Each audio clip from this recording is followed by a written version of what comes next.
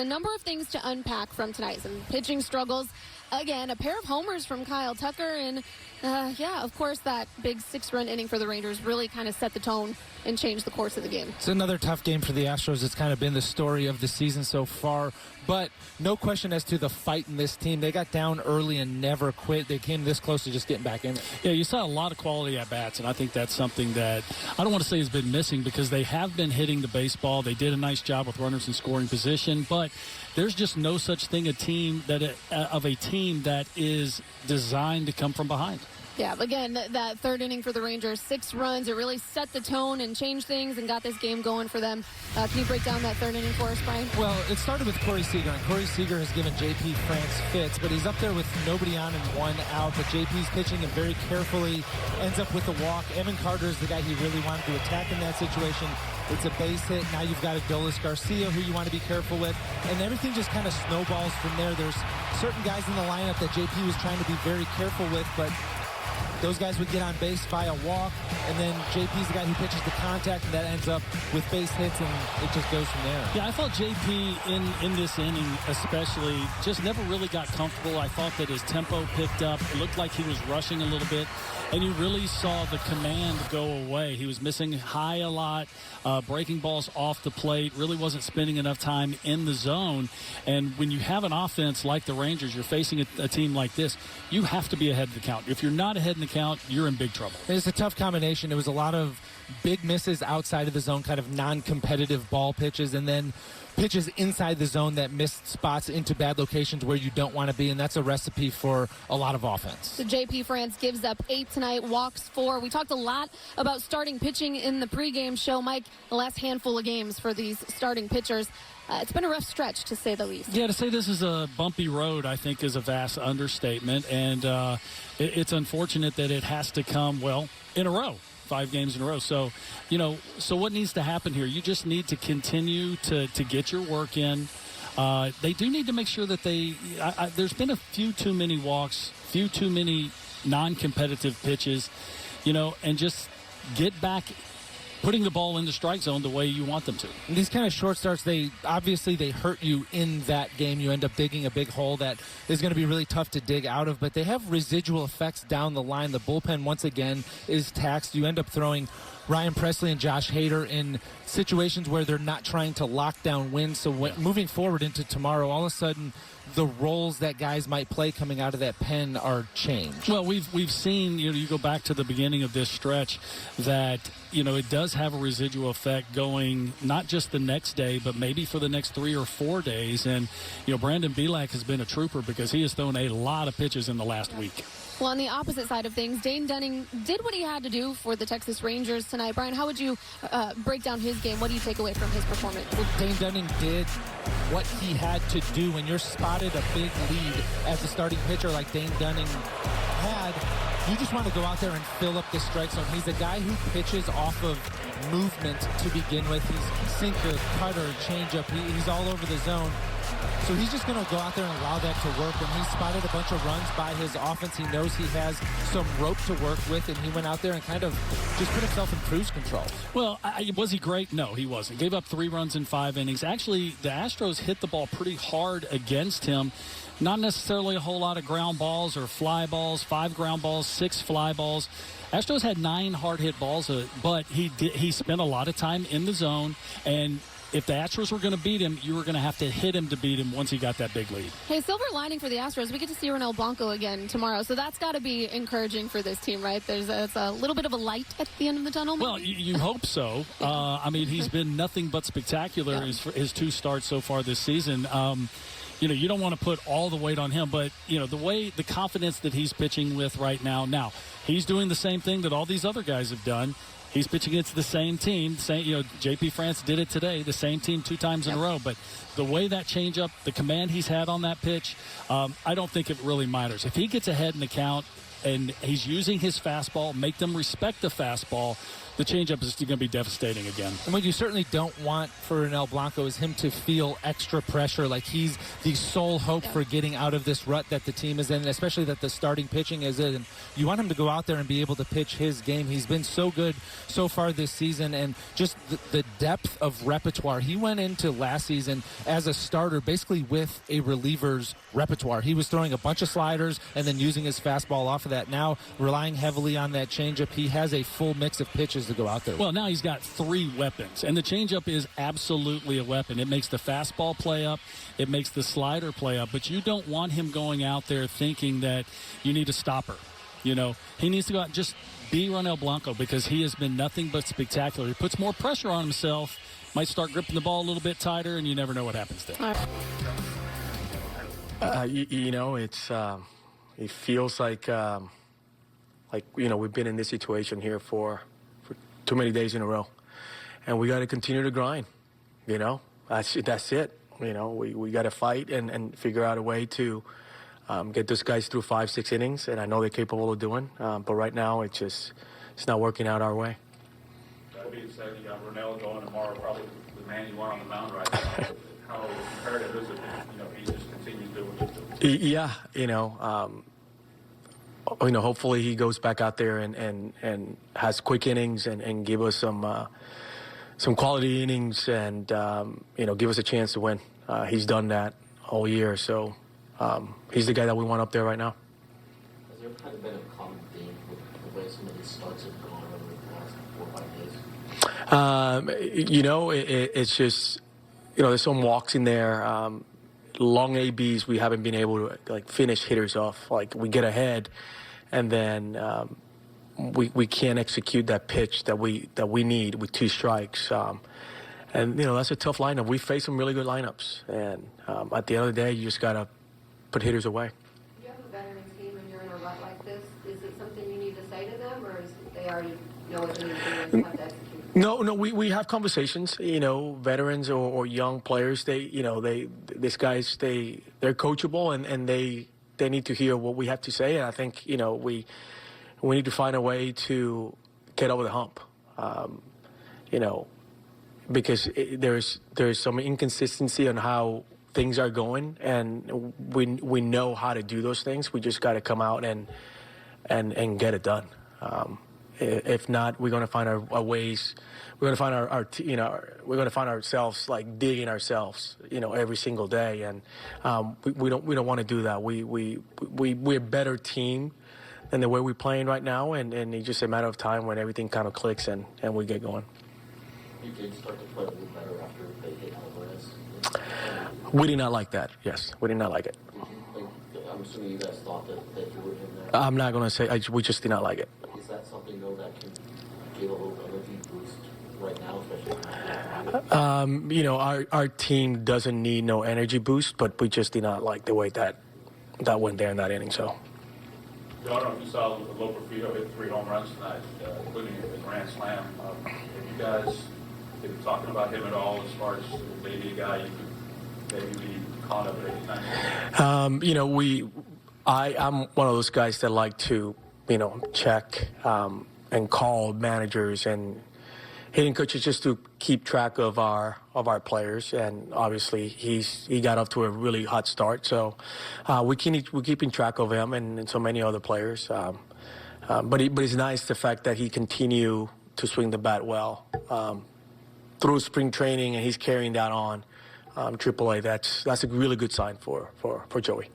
How's Bregman? Do you expect him to be back? I hope so. He's doing better. I texted him before the game started, and you know, he's just kind of getting over the flu here, some flu symptom stuff. So, but he's feeling better. Hopefully, he can, you know, be able to play tomorrow. But we'll see. We'll see.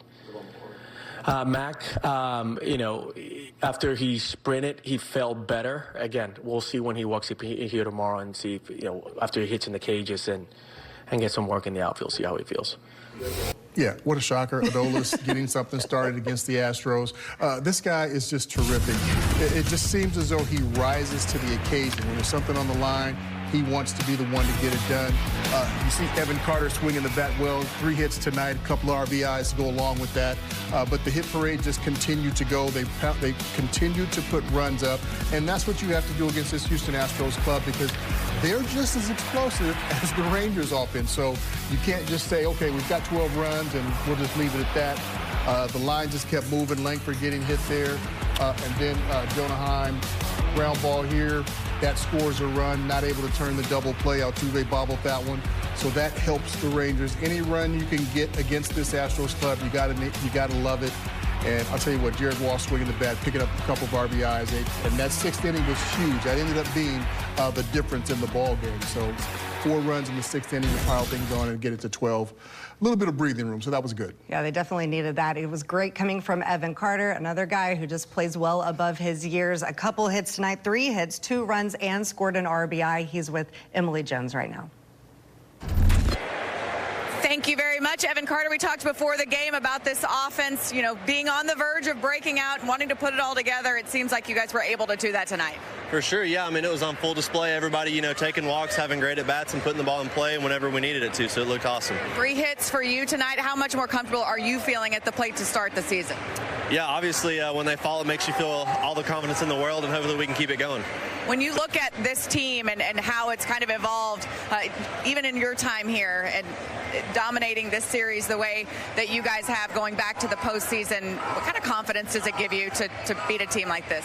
Yeah, I mean, obviously this is a big win for us. Every one counts just the same as the other, though, and you know, we got to put a whole series together, a long road trip coming up, so we can keep them going. We talked about the hitting being contagious. Did it feel that way tonight? Yeah, I don't care who's in the lineup for us. I know we got a couple people out right now, but hitting is contagious, and you know, everybody out here is going to have a great at bat, just like we said earlier, so it's really exciting to watch. Evan, thanks for the time. We appreciate it. Well, thank you. I'll send it back now to you. Thanks, Emily. Thanks, Evan. Yes, a big night for the offense. Let's talk about the pitching a little bit as well. Dane Dunning, so solid coming into this game. Really kind of started to struggle in the 3rd, got out of it. Ended up lasting till the 5th inning. 5 hits, 3 runs. How good was it to see him go a little bit farther when you saw some of the struggles early on? It's great to see, because what that tells me is he's learned how to pitch out of trouble. Every pitcher's going to get into trouble. It doesn't matter who you are. You're going to get in trouble throughout a 32-start season. And Dane Dunning tonight was not a lot of trouble, but not as sharp as he would have liked. Got through 5 innings, 80 pitches, 46 of those were strikes. So he had a lot of balls, almost 50% balls, and that tells you he wasn't as sharp as he wanted to be. But he did his job. He kept his team close, and he got through 5 innings, and that's what you want. Turned it over to the bullpen, and that's really the game plan pretty much every day. You want your starter to obviously go as long as they possibly can, 6 or 7 innings, but he got 5 in and turned it over to the bullpen. So not being as sharp as he normally is, you've got to be able to win with your B game and even sometimes your C game, and that's exactly what Dunning was able to do. B game, not C game tonight. It was a B game, but yeah, he got the job done. For JP France, maybe more of a C game. It was obvious that the Rangers got to him early on. 6 runs in the 3rd. You kind of knew at that point that this night was over, and in fact, he gave up 8 hits, 8 runs, and for JP France, maybe more of a C game. It was obvious that the Rangers got to him early on. 6 runs in the 3rd. You kind of knew at that point that this night was over, and in fact, he gave up 8 hits, 8 runs, and that's not the only one. I mean, look at the Astros pitching over the last 3 games. They have struggled. Why are people getting to them so easily? You know, that is a very good question. Obviously, it's going to be location. You look at, you know, where JP France's pitchers were tonight, and that's typically why pitchers don't, you know, last long in a game, is their location. They're either wild all over the place or they're wild out over the plate. And that's what, you know, as an opposing player, that's what you want. You want that guy to, you know, make mistakes, and then as a team, you have to take advantage of it, and that's what the Rangers were able to do. But the Astros staff right now, they're struggling. The starters are struggling. The bullpen is starting to come along, but they're struggling, and right now is the time you need to take advantage of that. So every game, especially in the division, is a huge ball game. Yeah, a lot of games here early against the Astros, but then this team doesn't see him again until mid-July and then August. You could be facing a totally different Astros team by then. But right now they have the lead 3-2 in the series. Rangers improved to 8-6 overall. Let's go to Bruce Bochy now in our Frontier post-game reaction. Boach, we talked before the game about hitting can be contagious, so can not hitting. It seemed like the hitting being contagious was true tonight. Well, no doubt about that. I mean, you saw the line just kept moving tonight. I wish I could have had a couple of those yesterday, but we needed all of them tonight because they came back. They battled back to make it a ball game. But you have to love the bats, the walks, the big hits.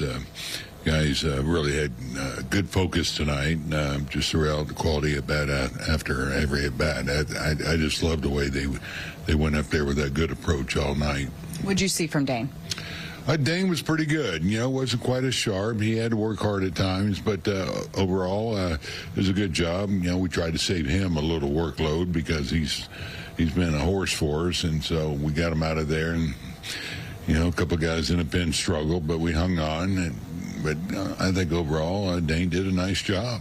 Is there something psychologically when you do have a big lead like that and you're on the mound and your team has a big lead like that, or am I grasping at this point? You know what? No, I hope not, especially the guys that came into the game. Leclerc, I want to give him some work, and I thought he threw the ball well. I thought he threw some pretty good pitches. He didn't get Burke.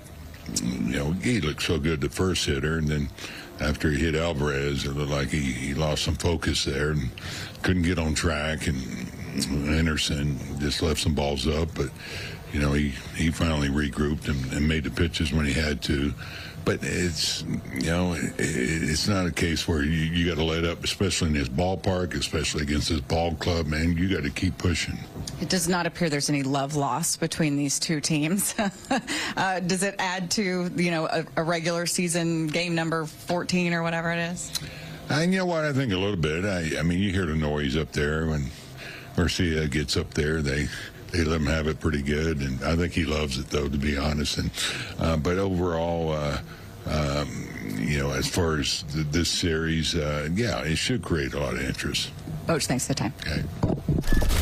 All right, so Dane Dunning started it, and then they went through several pitchers, 1, 2, 3, 4, 5 in the bullpen. And again, some of these guys struggled for the Rangers as well, but when it came down to the guys at the end, they got the job done. What are you seeing from the new guys, Yates, Robertson, and being able to help them finish this one? Well, I think they're doing exactly what Chris Young and Bruce Bochy wanted them to do when they brought them in. These are two veteran pitchers. They've been around. They understand what their job is and what they need to do. So for me, it's those guys are calming. They have a calming effect out there in the bullpen, especially with some of the younger guys, the more inexperienced guys, I should say.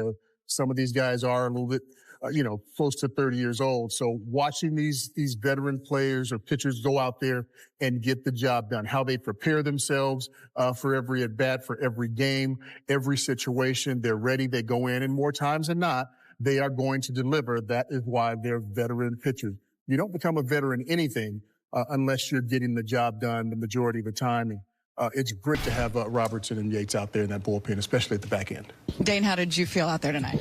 Mechanically not great, but was able to go out and be effective in the times that I needed. I thought Jonah did a great job behind the plate of just keeping them unbalanced and keeping me, in line with my delivery. Anything in particular mechanically that you can pinpoint? Just rushing down the mound a little too quick.